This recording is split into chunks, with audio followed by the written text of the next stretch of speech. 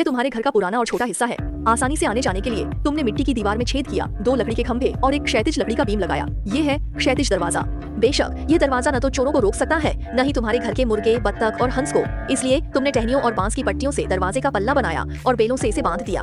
फिर एक गोल लकड़ी की छड़ी को मिट्टी की दीवार में डाल दिया, जो दरवाजे का धुरी बन गया। ये है लकड़ी का दरवाजा।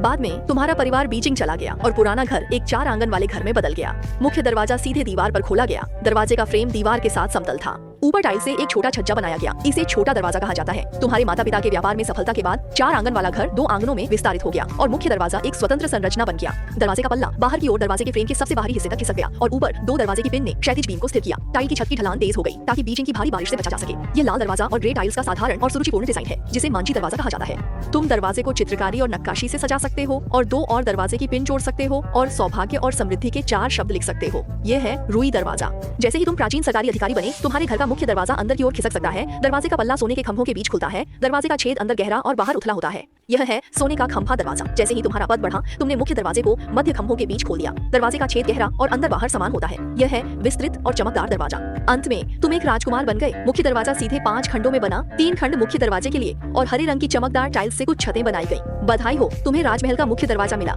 अगर तुम्हें सम्राट बनने का मौका मिलता है तो तुम 5 छतों वाले शाही दरवाजे का उपयोग कर सकते हो। 5 दरवाजे